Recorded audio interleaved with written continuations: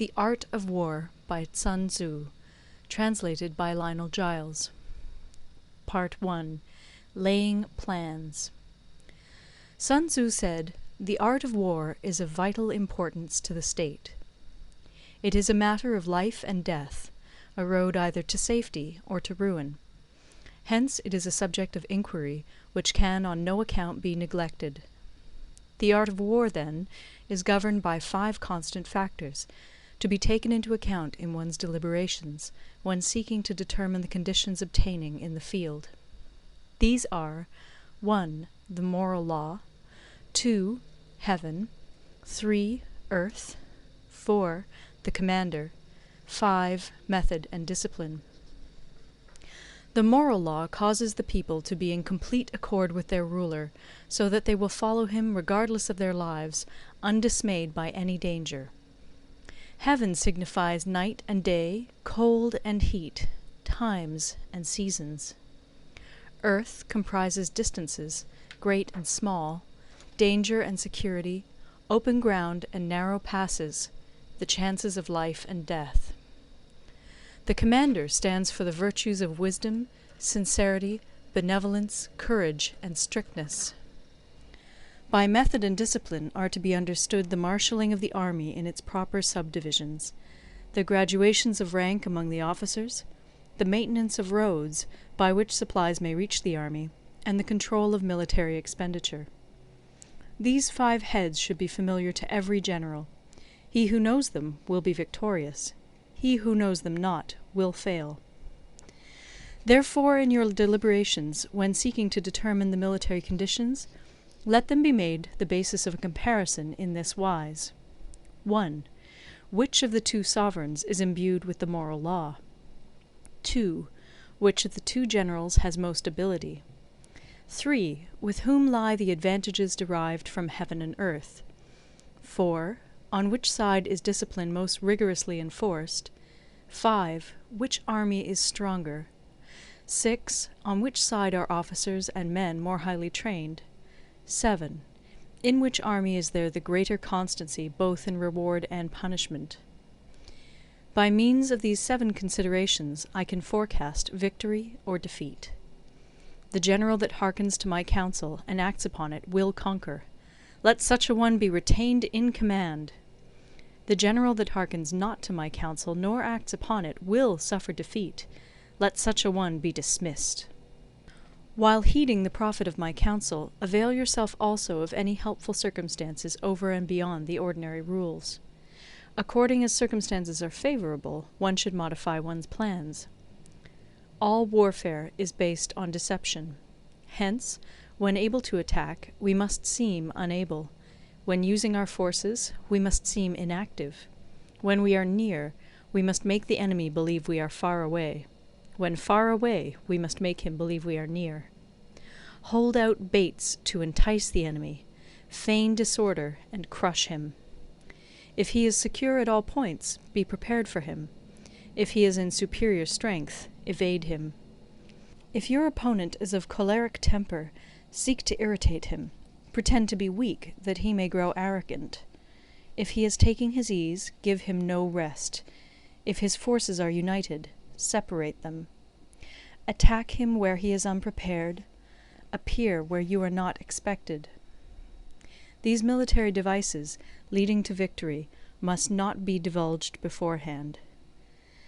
Now the general who wins a battle makes many calculations in his temple ere the battle is fought. The general who loses a battle makes but few calculations beforehand. Thus do many calculations lead to victory, and few calculations to defeat. How much more no calculation at all? It is by attention to this point that I can foresee who is likely to win or lose. End of Part 1. Part 2. Waging War. Sun Tzu said, "In the operations of war, where there are in the field 1,000 swift chariots, as many heavy chariots, and 100,000 mail-clad soldiers, with provisions enough to carry them 1,000 li, the expenditure at home and at the front, including entertainment of guests, small items such as glue and paint, and sums spent on chariots and armour, will reach the total of 1,000 ounces of silver per day. Such is the cost of raising an army of 100,000 men. When you engage in actual fighting, if victory is long in coming, then men's weapons will grow dull and their ardour will be damped. If you lay siege to a town, you will exhaust your strength.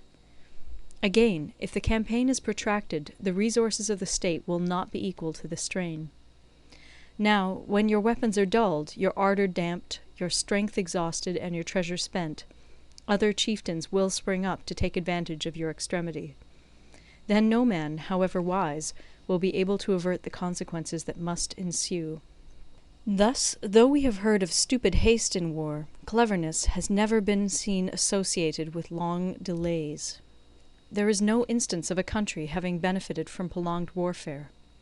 It is only one who is thoroughly acquainted with the evils of war that can thoroughly understand the profitable way of carrying it on. The skilful soldier does not raise a second levy. Neither are his supply wagons loaded more than twice. Bring war material with you from home, but forage on the enemy. Thus the army will have food enough for its needs. Poverty of the state exchequer causes an army to be maintained by contributions from a distance.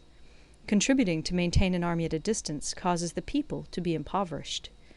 On the other hand, the proximity of an army causes prices to go up, and high prices cause the people's substance to be drained away. When their substance is drained away, the peasantry will be afflicted by heavy exactions. With this loss of substance and exhaustion of strength, the homes of the people will be stripped bare, and 3/10 of their income will be dissipated, while government expenses for broken chariots, worn-out horses, breastplates and helmets, bows and arrows, spears and shields, protective mantles, draught oxen, and heavy wagons will amount to 4/10 of its total revenue. Hence, a wise general makes a point of foraging on the enemy. 1 cartload of the enemy's provisions is equivalent to 20 of one's own, and likewise a single picul of his provender is equivalent to 20 from one's own store. Now, in order to kill the enemy, our men must be roused to anger. That there may be advantage from defeating the enemy, they must have their rewards. Therefore, in chariot fighting, when 10 or more chariots have been taken, those should be rewarded who took the first. Our own flags should be substituted for those of the enemy, and their chariots mingled and used in conjunction with ours. The captured soldiers should be kindly treated and kept. This is called using the conquered foe to augment one's own strength. In war, then, let your great object be victory, not lengthy campaigns. Thus it may be known that the leader of armies is the arbiter of the people's fate, the man on whom it depends whether the nation shall be in peace or in peril. End of Part 2. Part 3. Attack by Stratagem. Sun Tzu said, "In the practical art of war, the best thing of all is to take the enemy's country whole and intact. To shatter and destroy it is not so good. So, too, it is better to recapture an army entire than to destroy it, to capture a regiment, a detachment, or a company entire than to destroy them. Hence, to fight and conquer in all your battles is not supreme excellence. Supreme excellence consists in breaking the enemy's resistance without fighting. Thus, the highest form of generalship is to balk the enemy's plans. The next best is to prevent the junction of the enemy's forces. The next in order is to attack the enemy's army in the field. And the worst policy of all is to besiege walled cities. The rule is, not to besiege walled cities if it can possibly be avoided. The preparation of mantlets, movable shelters, and various implements of war will take up 3 whole months, and the piling up of mounds against the walls will take 3 months more. The general, unable to control his irritation, will launch his men to the assault like swarming ants, with the result that 1/3 of his men are slain, while the town still remains untaken. Such are the disastrous effects of a siege. Therefore the skilful leader subdues the enemy's troops without any fighting. He captures their cities without laying siege to them. He overthrows their kingdom without lengthy operations in the field. With his forces intact, he will dispute the mastery of the empire, and thus, without losing a man, his triumph will be complete. This is the method of attacking by stratagem. It is the rule in war, if our forces are 10 to the enemy's 1, to surround him; if 5 to 1, to attack him; if twice as numerous, to divide our army into 2. If equally matched, we can offer battle. If slightly inferior in numbers, we can avoid the enemy. If quite unequal in every way, we can flee from him. Hence, though an obstinate fight may be made by a small force, in the end it must be captured by the larger force. Now the general is the bulwark of the state. If the bulwark is complete at all points, the state will be strong. If the bulwark is defective, the state will be weak.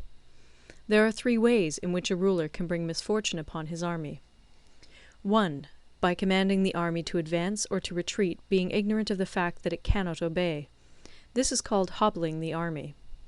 2. By attempting to govern an army in the same way as he administers a kingdom, being ignorant of the conditions which obtain in an army. This causes restlessness in the soldiers' minds. 3. By employing the officers of his army without discrimination through ignorance of the military principle of adaptation to circumstances. This shakes the confidence of the soldiers. But when the army is restless and distrustful, trouble is sure to come from the other feudal princes. This is simply bringing anarchy into the army, and flinging victory away. Thus we may know that there are 5 essentials for victory. 1. He will win who knows when to fight and when not to fight. 2.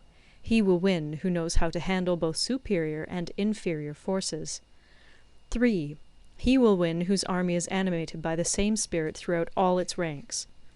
4. He will win who, prepared himself, waits to take the enemy unprepared. 5. He will win who has military capacity and is not interfered with by the sovereign.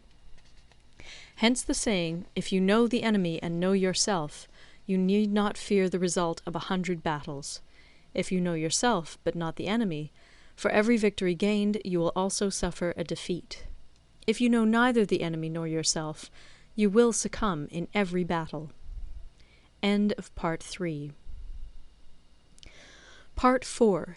Tactical Dispositions. Sun Tzu said, "The good fighters of old first put themselves beyond the possibility of defeat, and then waited for an opportunity of defeating the enemy. To secure ourselves against defeat lies in our own hands, but the opportunity of defeating the enemy is provided by the enemy himself. Thus the good fighter is able to secure himself against defeat, but cannot make certain of defeating the enemy. Hence the saying, one may know how to conquer without being able to do it." Security against defeat implies defensive tactics. Ability to defeat the enemy means taking the offensive. Standing on the defensive indicates insufficient strength. Attacking, a superabundance of strength. The general who is skilled in defense hides in the most secret recesses of the earth. He who is skilled in attack flashes forth from the topmost heights of heaven. Thus, on the one hand, we have ability to protect ourselves, on the other, a victory that is complete. To see victory only when it is within the ken of the common herd is not the acme of excellence. Neither is it the acme of excellence if you fight and conquer, and the whole empire says, "Well done!" To lift an autumn hair is no sign of great strength. To see the sun and moon is no sign of sharp sight. To hear the noise of thunder is no sign of a quick ear. What the ancients called a clever fighter is one who not only wins, but excels in winning with ease. Hence his victories bring him neither reputation for wisdom nor credit for courage. He wins his battles by making no mistakes. Making no mistakes is what establishes the certainty of victory, for it means conquering an enemy that is already defeated. Hence the skillful fighter puts himself into a position which makes defeat impossible, and does not miss the moment for defeating the enemy. Thus it is that in war the victorious strategist only seeks battle after the victory has been won, whereas he who is destined to defeat first fights and afterwards looks for victory. The consummate leader cultivates the moral law and strictly adheres to method and discipline. Thus it is in his power to control success. In respect of military method we have, firstly, measurement, secondly, estimation of quantity, thirdly, calculation, fourthly, balancing of chances, fifthly, victory. Measurement owes its existence to earth, estimation of quantity to measurement, calculation to estimation of quantity, balancing of chances to calculation, and victory to balancing of chances. A victorious army opposed to a routed one is as a pound's weight placed in the scale against a single grain. The onrush of a conquering force is like the bursting of pent-up waters into a chasm 1,000 fathoms deep. End of Part 4. Part 5. Energy. Sun Tzu said, "The control of a large force is the same principle as the control of a few men. It is merely a question of dividing up their numbers." Fighting with a large army under your command is nowise different from fighting with a small one. It is merely a question of instituting signs and signals. To ensure that your whole host may withstand the brunt of the enemy's attack and remain unshaken, this is effected by maneuvers direct and indirect. That the impact of your army may be like a grindstone dashed against an egg, this is effected by the science of weak points and strong. In all fighting, the direct method may be used for joining battle, but indirect methods will be needed in order to secure victory. Indirect tactics, efficiently applied, are inexhaustible as heaven and earth, unending as the flow of rivers and streams. Like the sun and moon, they end but to begin anew. Like the 4 seasons, they pass away to return once more. There are not more than 5 musical notes, yet the combinations of these 5 give rise to more melodies than can ever be heard. There are not more than 5 primary colors, blue, yellow, red, white, and black, yet in combination they produce more hues than can ever be seen. There are not more than 5 cardinal tastes, sour, acrid, salt, sweet, bitter, yet combinations of them yield more flavors than can ever be tasted. In battle there are not more than 2 methods of attack, the direct and the indirect, yet these 2 in combination give rise to an endless series of maneuvers. The direct and the indirect lead on to each other in turn. It is like moving in a circle, you never come to an end. Who can exhaust the possibilities of their combination? The onset of troops is like the rush of a torrent which will even roll stones along in its course. The quality of decision is like the well-timed swoop of a falcon, which enables it to strike and destroy its victim. Therefore, the good fighter will be terrible in his onset and prompt in his decision. Energy may be likened to the bending of a crossbow, decision to the releasing of a trigger. Amid the turmoil and tumult of battle, there may be seeming disorder, and yet no real disorder at all. Amid confusion and chaos, your array may be without head or tail, yet it will be proof against defeat. Simulated disorder postulates perfect discipline. Simulated fear postulates courage. Simulated weakness postulates strength. Hiding order beneath the cloak of disorder is simply a question of subdivision. Concealing courage under their show of timidity presupposes a fund of latent energy. Masking strength with weakness is to be effected by tactical dispositions. Thus, one who is skilful at keeping the enemy on the move maintains deceitful appearances, according to which the enemy will act. He sacrifices something that the enemy may snatch at it. By holding out baits, he keeps him on the march. Then, with a body of picked men, he lies in wait for him. The clever combatant looks to the effect of combined energy, and does not require too much from individuals. Hence his ability to pick out the right men and utilize combined energy. When he utilizes combined energy, his fighting men become as it were like unto rolling logs or stones, for it is the nature of a log or stone to remain motionless on level ground, and to move when on a slope. If four-cornered, to come to a standstill, but if round-shaped, to go rolling down. Thus the energy developed by good fighting men is as the momentum of a round stone rolled down a mountain thousands of feet in height. So much on the subject of energy. End of Part 5. Part 6. Weak Points and Strong. Sun Tzu said, "Whoever is first in the field and awaits the coming of the enemy will be fresh for the fight. Whoever is second in the field and has to hasten to battle will arrive exhausted." Therefore, the clever combatant imposes his will on the enemy, but does not allow the enemy's will to be imposed on him. By holding out advantages to him, he can cause the enemy to approach of his own accord, or, by inflicting damage, he can make it impossible for the enemy to draw near. If the enemy is taking his ease, he can harass him. If well supplied with food, he can starve him out. If quietly encamped, he can force him to move. Appear at points which the enemy must hasten to defend. March swiftly to places where you are not expected. An army may march great distances without distress, if it marches through country where the enemy is not. You can be sure of succeeding in your attacks if you only attack places which are undefended. You can ensure the safety of your defense if you only hold positions that cannot be attacked. Hence that general is skillful in attack whose opponent does not know what to defend, and he is skillful in defense whose opponent does not know what to attack. O divine art of subtlety and secrecy! Through you we learn to be invisible, through you inaudible, and hence we can hold the enemy's fate in our hands. You may advance and be absolutely irresistible if you make for the enemy's weak points. You may retire and be safe from pursuit if your movements are more rapid than those of the enemy. If we wish to fight, the enemy can be forced to an engagement even though he be sheltered behind a high rampart and a deep ditch. All we need do is attack some other place that he will be obliged to relieve. If we do not wish to fight, we can prevent the enemy from engaging us even though the lines of our encampment be merely traced out on the ground. All we need do is throw something odd and unaccountable in his way. By discovering the enemy's dispositions and remaining invisible ourselves, we can keep our forces concentrated while the enemy's must be divided. We can form a single united body while the enemy must split up into fractions. Hence there will be a whole pitted against separate parts of a whole, which means that we shall be many to the enemy's few.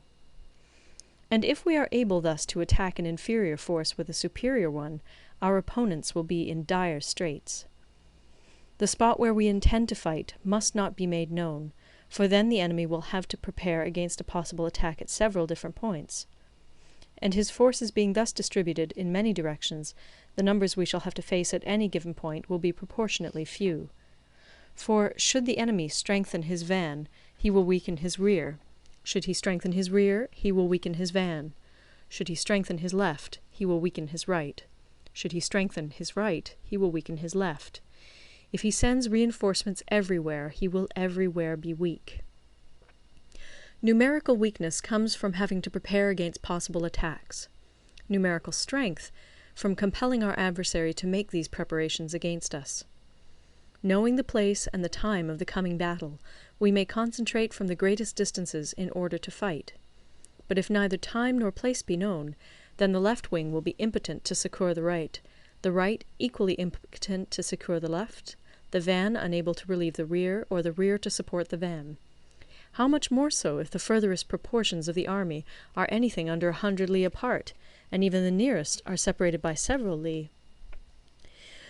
Though according to my estimate the soldiers of Yue exceed our own in number, that shall advantage them nothing in the matter of victory.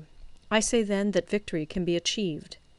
Though the enemy be stronger in numbers, we may prevent him from fighting. Scheme so as to discover his plans and the likelihood of their success. Rouse him, and learn the principle of his activity or inactivity. Force him to reveal himself, so as to find out his vulnerable spots. Carefully compare the opposing army with your own, so that you may know where strength is superabundant and where it is deficient. In making tactical dispositions, the highest pitch you can attain is to conceal them. Conceal your dispositions, and you will be safe from the prying of the subtlest spies, from the machinations of the wisest brains. How victory may be produced for them out of the enemy's own tactics, that is what the multitude cannot comprehend. All men can see the tactics whereby I conquer, but what none can see is the strategy out of which victory is evolved. Do not repeat the tactics which have gained you one victory, but let your methods be regulated by the infinite variety of circumstances. Military tactics are like unto water, for water in its natural course runs away from high places and hastens downwards. So in war, the way is to avoid what is strong and to strike at what is weak. Water shapes its course according to the nature of the ground over which it flows. The soldier works out his victory in relation to the foe whom he is facing. Therefore, just as water retains no constant shape, in warfare there are no constant conditions. He who can modify his tactics in relation to his opponent and thereby succeed in winning may be called a heaven-born captain. The 5 elements, water, fire, wood, metal, earth, are not always equally predominant. The 4 seasons make way for each other in turn. There are short days and long. The moon has its periods of waning and waxing. End of Part 6. Part 7. Maneuvering. Sun Tzu said, "In war, the general receives his commands from the sovereign. Having collected an army and concentrated his forces, he must blend and harmonize the different elements thereof before pitching his camp. After that comes tactical maneuvering, than which there is nothing more difficult. The difficulty of tactical maneuvering consists in turning the devious into the direct, and misfortune into gain. Thus, to take a long and circuitous route, after enticing the enemy out of the way, and those starting after him, to contrive to reach the goal before him, shows knowledge of the artifice of deviation. Maneuvering with an army is advantageous; with an undisciplined multitude, most dangerous. If you set a fully equipped army in march in order to snatch an advantage, the chances are that you will be too late. On the other hand, to detach a flying column for the purpose involves the sacrifice of its baggage and stores. Thus, if you order your men to roll up their buff coats and make forced marches without halting day or night, covering double the usual distance at a stretch, doing 100 li in order to wrest an advantage, the leaders of all your 3 divisions will fall into the hands of the enemy. The stronger men will be in front, the jaded ones will fall behind, and on this plan only 1/10 of your army will reach its destination.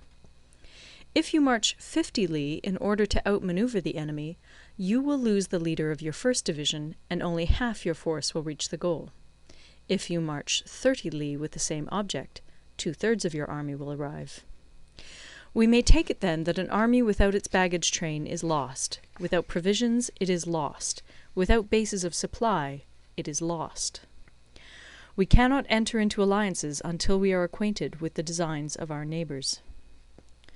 We are not fit to lead an army on the march unless we are familiar with the face of the country, its mountains and forests, its pitfalls and precipices, its marshes and swamps. We shall be unable to turn natural advantage to account unless we make use of local guides.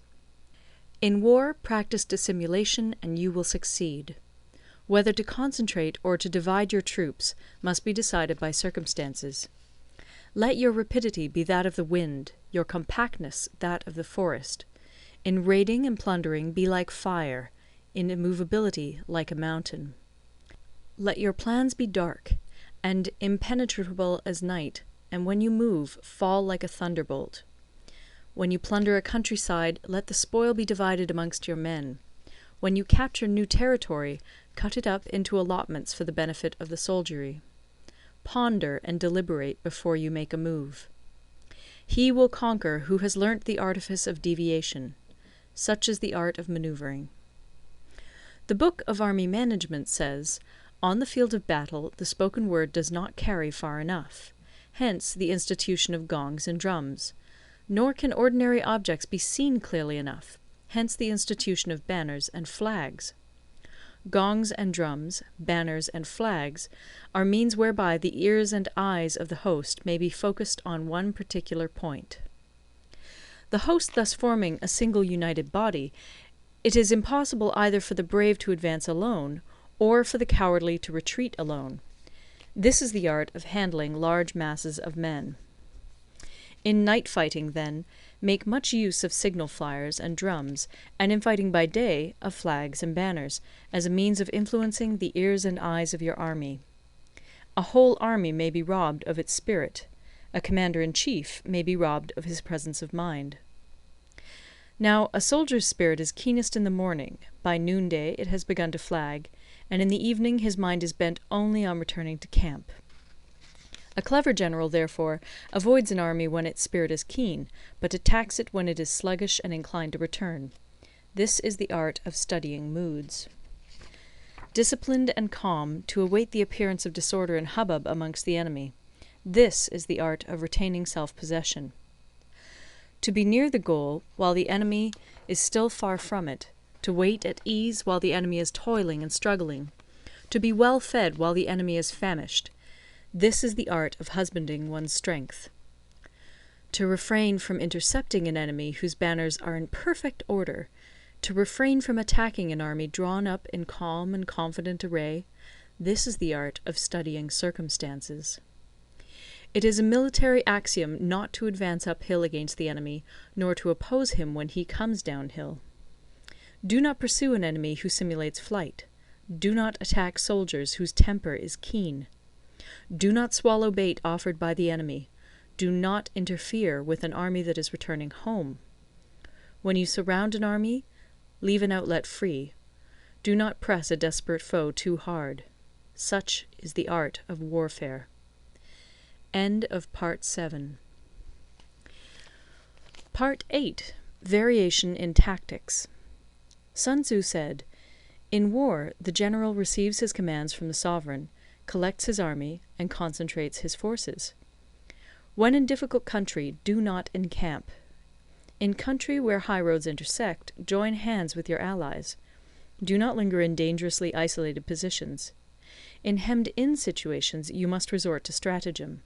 In desperate position, you must fight. There are roads which must not be followed, armies which must not be attacked, towns which must not be besieged, positions which must not be contested, commands of the sovereign which must not be obeyed." The general who thoroughly understands the advantages that accompany variation of tactics knows how to handle his troops. The general who does not understand these may be well acquainted with the configuration of the country, yet he will not be able to turn his knowledge to practical account. So, the student of war who is unversed in the art of war of varying his plans, even though he be acquainted with the 5 advantages, will fail to make the best use of his men. Hence, in the wise leader's plans, considerations of advantage and of disadvantage will be blended together. If our expectation of advantage be tempered in this way, we may succeed in accomplishing the essential part of our schemes. If, on the other hand, in the midst of difficulties we are always ready to seize an advantage, we may extricate ourselves from misfortune. Reduce the hostile chiefs by inflicting damage on them, and make trouble for them, and keep them constantly engaged. Hold out specious allurements, and make them rush to any given point. The art of war teaches us to rely not on the likelihood of the enemy's not coming, but on our own readiness to receive him, not on the chance of his not attacking, but rather on the fact that we have made our position unassailable. There are 5 dangerous faults which may affect a general. 1. Recklessness, which leads to destruction. 2. Cowardice, which leads to capture. 3. A hasty temper, which can be provoked by insults. 4. A delicacy of honour, which is sensitive to shame. 5. Over-solicitude for his men, which exposes him to worry and trouble. These are the 5 besetting sins of a general, ruinous to the conduct of war. When an army is overthrown and its leader slain, the cause will surely be found among these 5 dangerous faults. Let them be a subject of meditation. End of Part 9. Part 9. The Army on the March. Sun Tzu said, "We come now to the question of encamping the army, and observing signs of the enemy. Pass quickly over mountains, and keep in the neighbourhood of valleys. Camp in high places, facing the sun.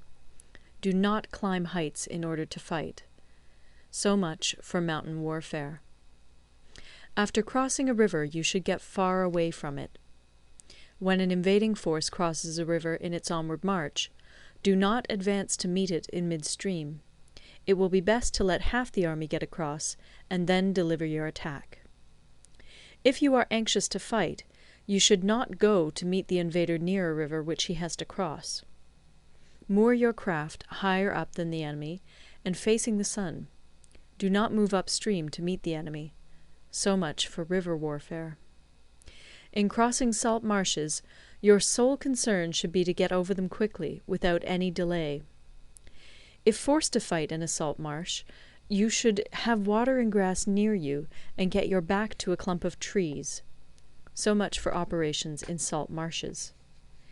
In dry, level country, take up an easily accessible position with rising ground to your right and on your rear, so that the danger may be in front and safety lie behind. So much for campaigning in flat country. These are the 4 useful branches of military knowledge which enabled the Yellow Emperor to vanquish 4 several sovereigns. All armies prefer high ground to low, and sunny places to dark. If you are careful of your men and camp on hard ground, the army will be free from disease of every kind, and this will spell victory. When you come to a hill or a bank, occupy the sunny side, with the slope on your right rear. Thus you will at once act for the benefit of your soldiers, and utilize the natural advantages of the ground. When, in consequence of heavy rains up country, a river which you wish to ford is swollen and flecked with foam, you must wait until it subsides. Country in which there are precipitous cliffs with torrents running between, deep natural hollows, confined places, tangled thickets, quagmires, and crevasses, should be left with all possible speed and not approached. While we keep away from such places, we should get the enemy to approach them. While we face them, we should let the enemy have them on his rear. If in the neighbourhood of your camp there should be any hilly country, ponds surrounded by aquatic grass, hollow basins filled with reeds, or woods with thick undergrowth, they must be carefully routed out and searched, for these are places where men in ambush or insidious spies are likely to be lurking. When the enemy is close at hand and remains quiet, he is relying on the natural strength of his position. When he keeps aloof and tries to provoke a battle, he is anxious for the other side to advance. If his place of encampment is easy of access, he is tendering a bait. Movement amongst the trees of a forest shows that the enemy is advancing. The appearance of a number of screens in the midst of thick grass means that the enemy wants to make us suspicious. The rising of birds in their flight is the sign of an ambuscade. Startled beasts indicate that a sudden attack is coming. When there is dust rising in a high column, it is the sign of chariots advancing. When the dust is low, but spread over a wide area, it betokens the approach of infantry. When it branches out in different directions, it shows that parties have been sent to collect firewood. A few clouds of dust, moving to and fro, signify that the army is encamping. Humble words and increased preparations are signs that the enemy is about to advance. Violent language and driving forward as if to the attack are signs that he will retreat.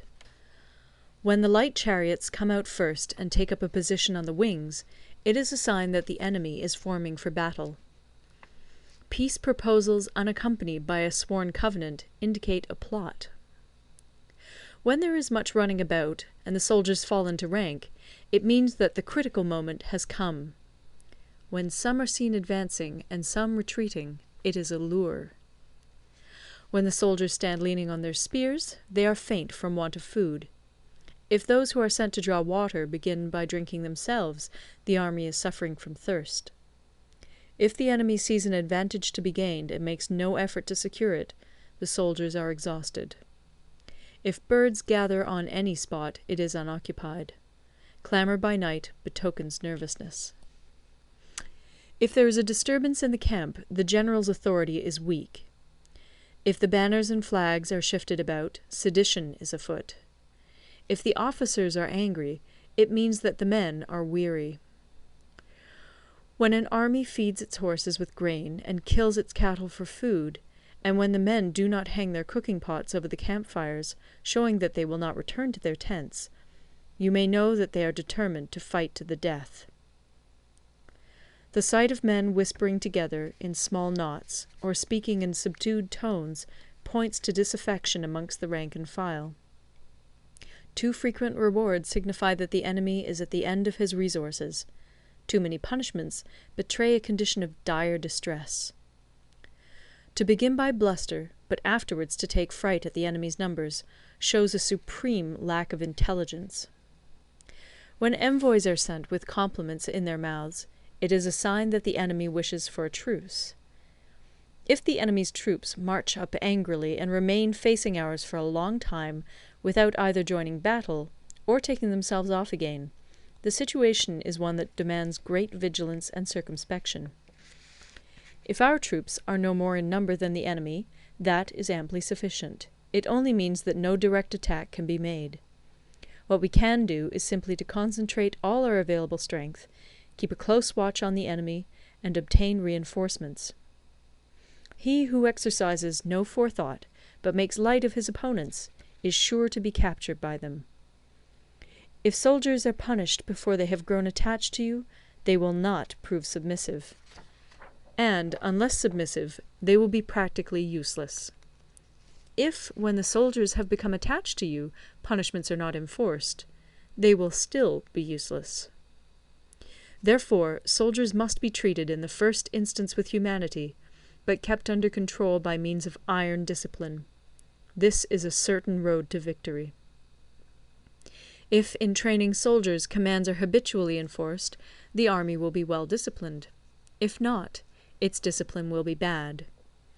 If a general shows confidence in his men, but always insists on his orders being obeyed, the gain will be mutual. End of Part 9. Part 10. Terrain. Sun Tzu said, we may distinguish 6 kinds of terrain, to wit, 1. Accessible ground, 2. Entangling ground, 3. Temporizing ground, 4. Narrow passes, 5. Precipitous heights, 6. Positions at a great distance from the enemy. Ground which can be freely traversed by both sides is called accessible.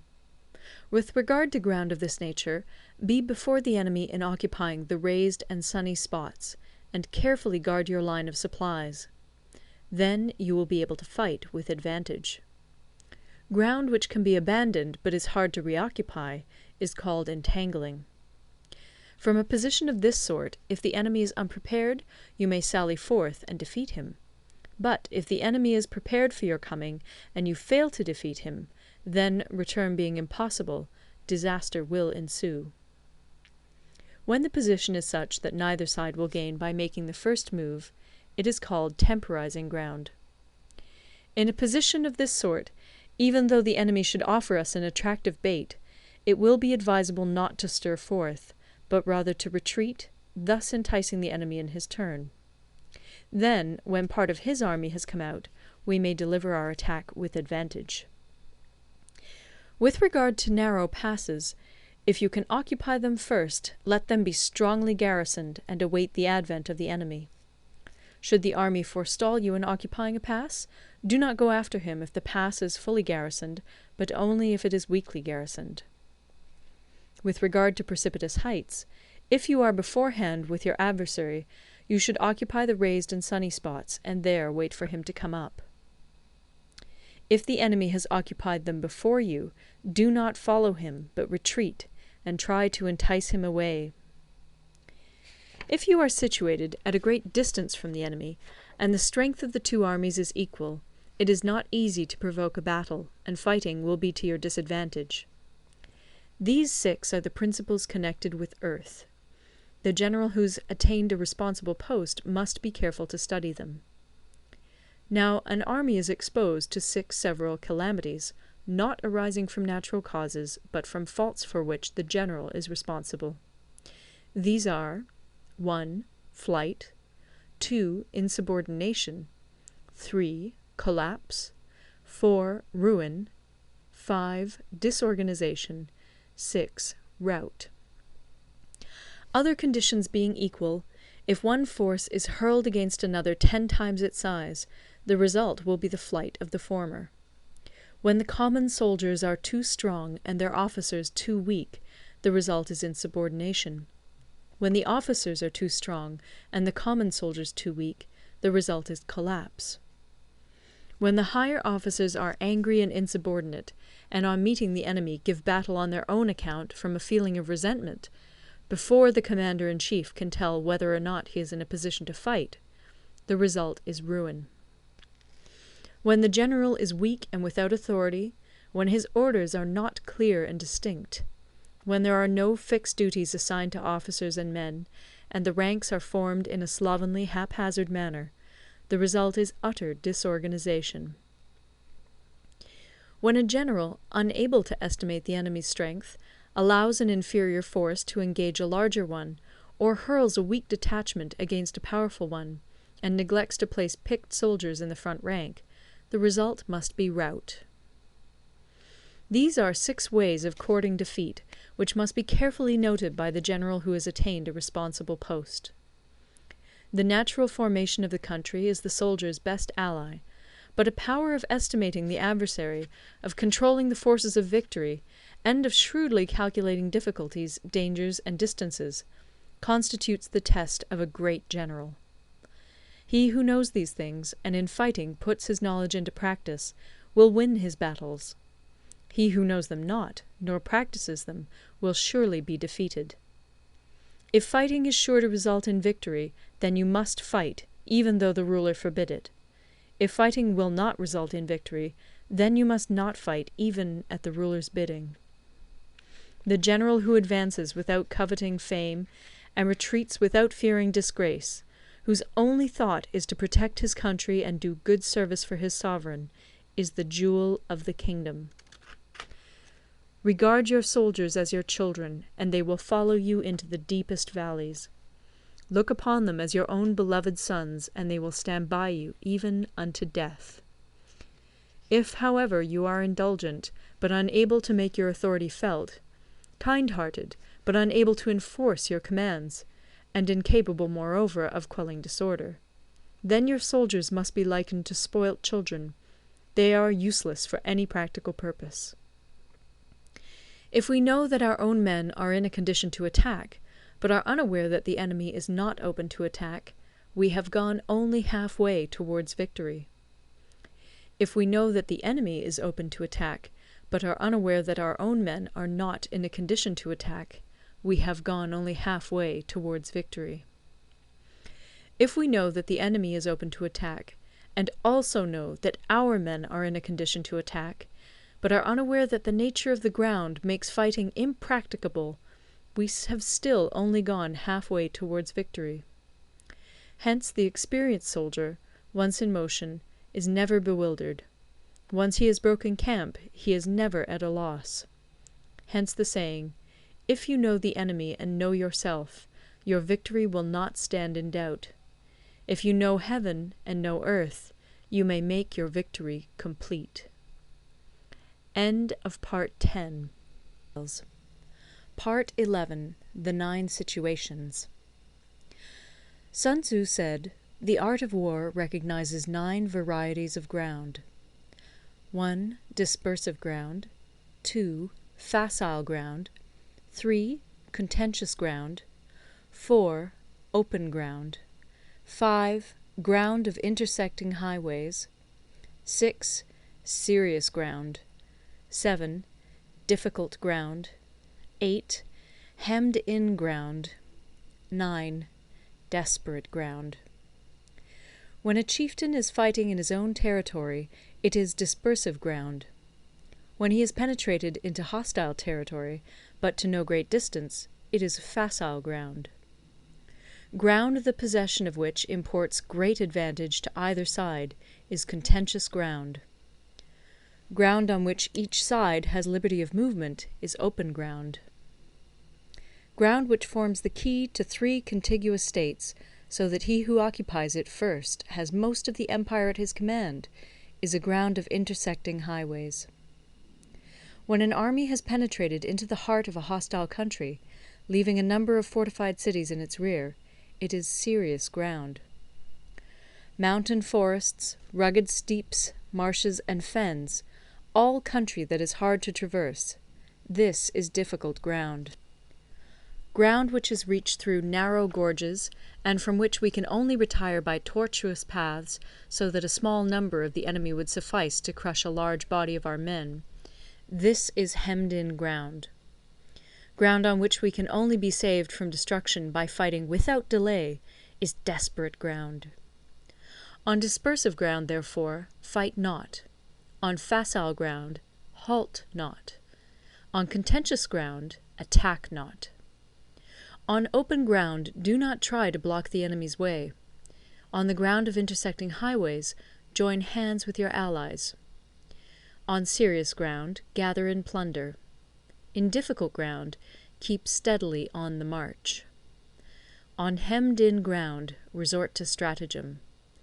On desperate ground, fight. Those who were called skillful leaders of old knew how to drive a wedge between the enemy's front and rear, to prevent cooperation between his large and small divisions, to hinder the good troops from rescuing the bad, the officers from rallying their men. When the enemy's men were united, they managed to keep them in disorder. When it was to their advantage, they made a forward move. When otherwise, they stopped still. If asked how to cope with a great host of the enemy in orderly array, and on the point of marching to the attack, I should say, begin by seizing something which your opponent holds dear. Then he will be amenable to your will. Rapidity is the essence of war. Take advantage of the enemy's unreadiness. Make your way by unexpected routes, and attack unguarded spots. The following are the principles to be observed by an invading force. The further you penetrate into a country, the greater will be the solidarity of your troops, and thus the defenders will not prevail against you. Make forays in fertile country in order to supply your army with food. Carefully study the well-being of your men, and do not overtax them. Concentrate your energy and hoard your strength. Keep your army continually on the move, and devise unfathomable plans. Throw your soldiers into positions whence there is no escape, and they will prefer death to flight. If they will face death, there is nothing they may not achieve. Officers and men alike will put forth their uttermost strength. Soldiers, when in desperate straits, lose the sense of fear. If there is no place of refuge, they will stand firm. If they are in hostile country, they will show a stubborn front. If there is no help for it, they will fight hard. Thus, without waiting to be marshalled, the soldiers will be constantly on the qui-vive. Without waiting to be asked, they will do your will. Without restrictions, they will be faithful. Without giving orders, they can be trusted. Prohibit the taking of omens, and do away with superstitious doubts. Then, until death itself comes, no calamity need be feared. If our soldiers are not overburdened with money, it is not because they have a distaste for riches. If their lives are not unduly long, it is not because they are disinclined to longevity. On the day they are ordered out to battle, your soldiers may weep, those sitting up bedewing their garments, and those lying down, letting the tears run down their cheeks. But let them once be brought to bay, and they will display the courage of a Chu or a Kui. The skilful tactician may be likened to the Shuai-jan. Now, the Shuai-jan is a snake that is found in the Ch'ung Mountains. Strike at its head, and you will be attacked by its tail. Strike at its tail, and you will be attacked by its head. Strike at the middle, and you will be attacked by head and tail both. Asked if an army can be made to imitate the Shuai-jan, I should answer yes. For the men of Wu and the men of Yue are enemies. Yet if they are crossing a river in the same boat and are caught by a storm, they will come to each other's assistance, just as the left hand helps the right. Hence it is not enough to put one's trust in the tethering of horses and the burying of chariot wheels in the ground. The principle on which to manage an army is to set up one standard of courage, which all must reach. How to make the best of both strong and weak, that is a question involving the proper use of ground. Thus, the skilful general conducts his army just as though he were leading a single man, willy-nilly, by the hand. It is the business of a general to be quiet, and thus ensure secrecy, upright and just, and thus maintain order. He must be able to mystify his officers and men by false reports and appearances, and thus keep them in total ignorance. By altering his arrangements and changing his plans, he keeps the enemy without definite knowledge. By shifting his camp and taking circuitous routes, He prevents the enemy from anticipating his purpose. At the critical moment, the leader of an army acts like one who has climbed up a height and then kicks away the ladder behind him. He carries his men deep into hostile territory before he shows his hand. He burns his boats and breaks his cooking pots. Like a shepherd driving a flock of sheep, he drives his men this way and that, and nothing knows whither he is going. To muster his host and bring it into danger, this may be termed the business of the general. The different measures suited to the 9 varieties of ground, the expediency of aggressive or defensive tactics, and the fundamental laws of human nature, these are things that must most certainly be studied. When invading hostile territory, the general principle is that penetrating deeply brings cohesion. Penetrating but a short way means dispersion. When you leave your own country behind and take your army across neighbourhood territory, you find yourself on critical ground. When there are means of communication on all 4 sides, the ground is one of intersecting highways. When you penetrate deeply into a country, it is serious ground. When you penetrate but a little way, it is facile ground. When you have the enemy's strongholds on your rear and narrow passes in front, it is hemmed-in ground. When there is no place of refuge at all, it is desperate ground. Therefore, on dispersive ground I would inspire my men with unity of purpose. On facile ground, I would see that there is close connection between all parts of my army. On contentious ground, I would hurry up my rear. On open ground, I would keep a vigilant eye on my defences. On ground of intersecting highways, I would consolidate my alliances. On serious ground, I would try to ensure a continuous stream of supplies. On difficult ground, I would keep pushing on along the road. On hemmed-in ground, I would block any way of retreat. On desperate ground, I would proclaim to my soldiers the hopelessness of saving their lives. For it is the soldier's disposition to offer an obstinate resistance when surrounded, to fight hard when he cannot help himself, and to obey promptly when he has fallen into danger. We cannot enter into alliance with neighbouring princes until we are acquainted with their designs. We are not fit to lead an army on the march unless we are familiar with the face of the country, its mountains and forests, its pitfalls and precipices, its marshes and swamps. We shall be unable to turn natural advantages to account unless we make use of local guides. To be ignored of any one of the following 4 or 5 principles does not befit a warlike prince. When a warlike prince attacks a powerful state, his generalship shows itself in preventing the concentration of the enemy's forces. He overawes his opponents, and their allies are prevented from joining against him. Hence he does not strive to ally himself with all and sundry, nor does he foster the power of other states. He carries out his own secret designs, keeping his antagonists in awe. Thus he is able to capture their cities and overthrow their kingdoms. Bestow rewards without regard to rule, issue orders without regard to previous arrangements, and you will be able to handle a whole army as though you had to do with but a single man. Confront your soldiers with the deed itself. Never let them know your design. When the outlook is bright, bring it before their eyes, but tell them nothing when the situation is gloomy. Place your army in deadly peril, and it will survive. Plunge it into desperate straits, and it will come off in safety. For it is precisely when a force has fallen into harm's way that it is capable of striking a blow for victory. Success in warfare is gained by carefully accommodating ourselves to the enemy's purpose. By persistently hanging on the enemy's flank, we shall succeed in the long run in killing the commander-in-chief. This is called ability to accomplish a thing by sheer cunning. On the day that you take up your command, block the frontier passes, destroy the official tallies, and stop the passage of all emissaries. Be stern in the council chamber, so that you may control the situation. If the enemy leaves the door open, you must rush in.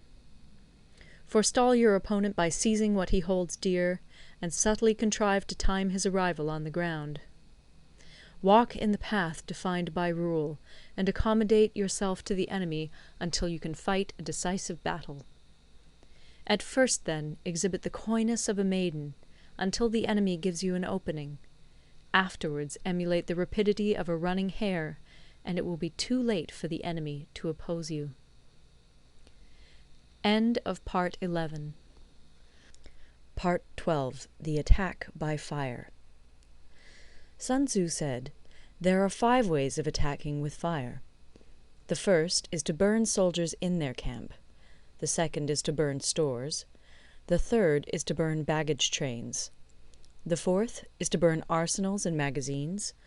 The fifth is to hurl dropping fire amongst the enemy."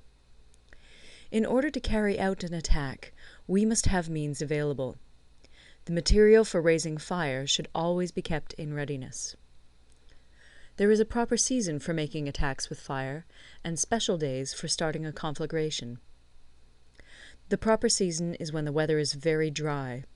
The special days are those when the moon is in the constellations of the Sieve, the Wall, the Wing, or the Crossbar, for these 4 are all days of rising wind. In attacking with fire, one should be prepared to meet 5 possible developments. 1. When fire breaks out inside to enemy's camp, respond at once with an attack from without. 2. If there is an outbreak of fire, but the enemy's soldiers remain quiet, bide your time and do not attack. 3. When the force of the flames has reached its height, follow it up with an attack, if that is practicable. If not, stay where you are. 4. If it is possible to make an assault with fire from without, do not wait for it to break out within, but deliver your attack at a favourable moment. 5. When you start a fire, be to windward of it. Do not attack from the leeward. A wind that rises in the daytime lasts long, but a night breeze soon falls.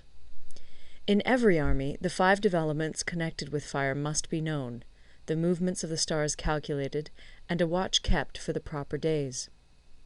Hence, those who use fire as an aid to the attack show intelligence. Those who use water as an aid to the attack gain an accession of strength.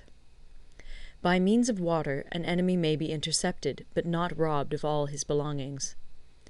Unhappy is the fate of one who tries to win his battles and succeed in his attacks without cultivating the spirit of enterprise, for the result is a waste of time and general stagnation. Hence the saying, "The enlightened ruler lays his plans well ahead. The good general cultivates his resources." Move not unless you see an advantage. Use not your troops unless there is something to be gained.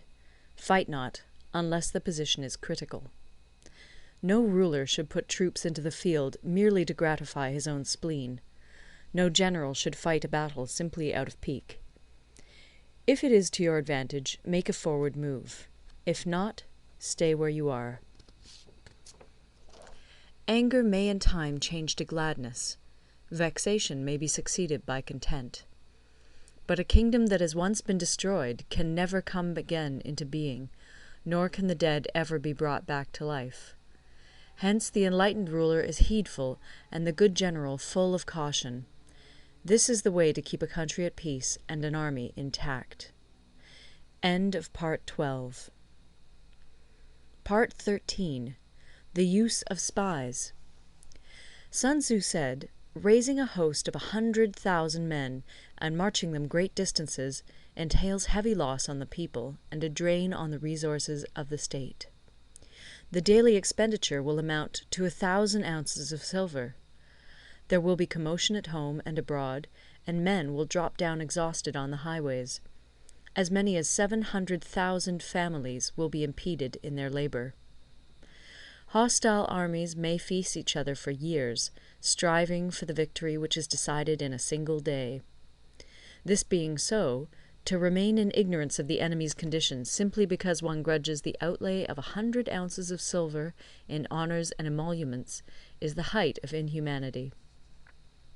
One who acts thus is no leader of men, no present help to his sovereign, no master of victory. Thus, what enables the wise sovereign and the good general to strike and conquer and achieve things beyond the reach of ordinary men is foreknowledge. Now, this foreknowledge cannot be elicited from spirits. It cannot be obtained inductively from experience, nor by any deductive calculation. Knowledge of the enemy's dispositions can only be obtained from other men. Hence the use of spies, of whom there are 5 classes. 1. Local spies. 2. Inward spies. 3. Converted spies. 4. Doomed spies.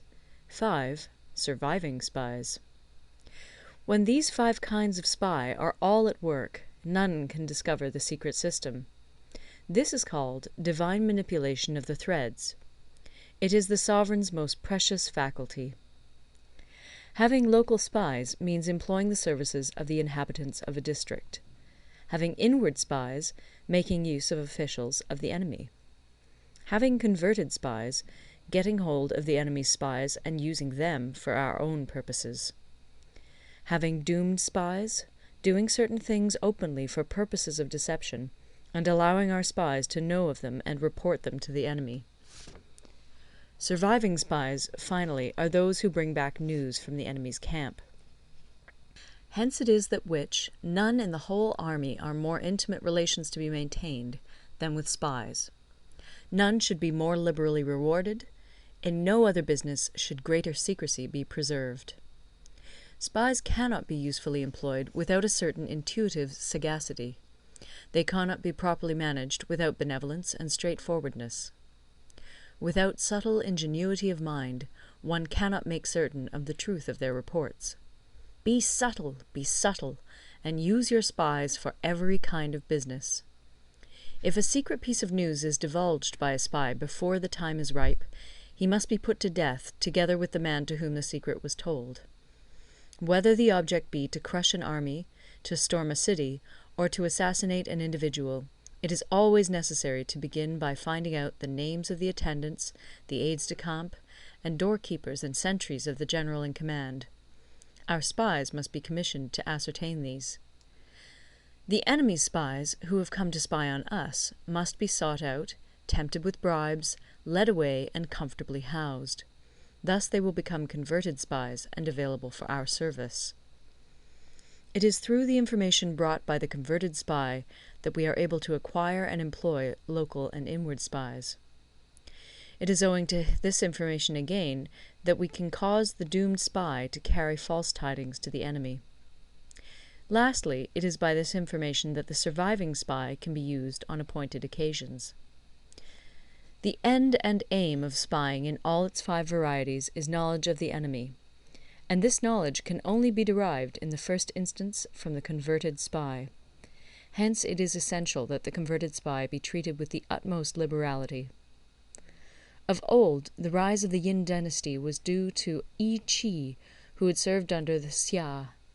Likewise, the rise of the Chu dynasty was due to Liu Ya, who had served under the Yin.